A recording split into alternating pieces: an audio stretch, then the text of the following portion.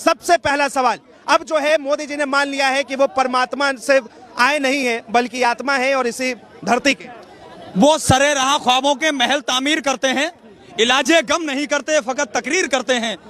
और हमारी अरविंद केजरीवाल जी का दिल धड़कता है दिल्ली के जनता के अंदर, वो वही कहते हैं जो महसूस करते हैं, वही कहते हैं जो महसूस करते हैं। लेकिन प्रधानमंत्री जी, अभी 1 साल पहले उनका बयान था कि मैं नॉन बायोलॉजिकल हूँ, मैं जो है सिर्फ इंसान की तरह पैदा नहीं हुआ हूँ, मैं एक अवतार हूँ, मुझे अलग से भेजा गया है। लेकिन 1 साल बाद ही क्या हो जाता है कि उनका बयान आता है कि मैं भी एक इंसान हूँ।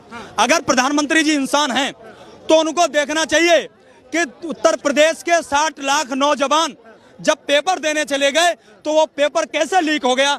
उन इंसान को ये भी देखना चाहिए, उन इंसान को ये भी देखना चाहिए कि उनके ही एक सांसद जो देश की सबसे बड़ी कम्युनिटी के लिए, देश की दूसरी सबसे बड़ी कम्युनिटी के लिए एक सदन के अंदर भद्दी गालियां देते हैं, तो उन महान इंसान को उस पर भी सबक लेना चाहिए, उनके खिलाफ क्या कार्रवाई करने का काम किया जाता है। उन महान इंसान को इसका ज्ञान भी आ जाना चाहिए कि देश की एक सांसद देश की जो होती है वो महिलाओं का आदर्श होते हैं, देश के नेता आदर्श होते हैं।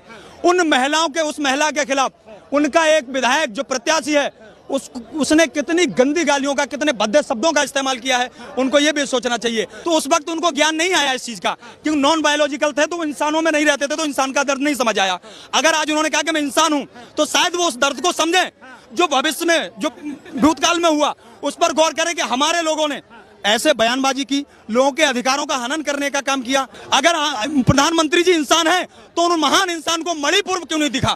मणिपुर 2 साल से जल रहा था, वह महिलाओं के खिलाफ इतना शोषण किया गया कि मैं जो है बता नहीं सकता। अर्धनग्न करके कारगिल योद्धा की बीवी को घुमाया गया, तो उन महान इंसान को, उन महिलाओं का दर्द। प्रधानमंत्री जो है देश को विश्वगुरु की तरफ लेके जा रहे हैं, आप कह रहे हैं कि ये दर्द नहीं दिख रहा। क्या यही विश्वगुरु है? एक देश भारत की, और भारत ही नहीं, दुनिया की सबसे बड़ी पार्टी होने का दावा करने वाले पार्टी के एक सांसद गाली गलौज करें, एक महिला के गालों की सड़कों से तुलना करें, यही क्या उनका दूरदर्शी दृष्टि है? यही गलतियां हैं? इन गलतियों पर कौन माफी मांगेगा? ये गलती की माफी नहीं मांगते, बल्कि जितनी जो गाली गलौज करता है, जितना महिलाओं के खिलाफ जो बोलता है, उसको इनाम देने का काम करते हैं। उन्होंने हरियाणा चुनाव का प्रभारी बना करके रमेश बिधूड़ी को जब भेजा, जब उन्होंने सदन के अंदर गाली गलौज किया, और अब इनाम उन्होंने फिर इनाम दे दिया, यहाँ उनको प्रत्याशी बना करके भेजा गया है। अगर महिलाओं के प्रति उनकी संवेदनाएं हैं, वो महिलाओं के सम्मान की बात करते हैं, तो तुरंत ऐसे लोगों के खिलाफ एक्शन लेकर के उन पर कठोर कार्रवाई करके उनका टिकट वापस ले लेना चाहिए। विपक्षियों की चाल है, वो चाहते हैं प्रधानमंत्री के बात पर आइए। विपक्ष कह रहा था कि प्रधानमंत्री को अंतरिक्ष जाने से पहले मणिपुर जाना चाहिए। क्यों जाना चाहिए मणिपुर? मणिपुर इसलिए जाना चाहिए कि मणिपुर के अंदर जो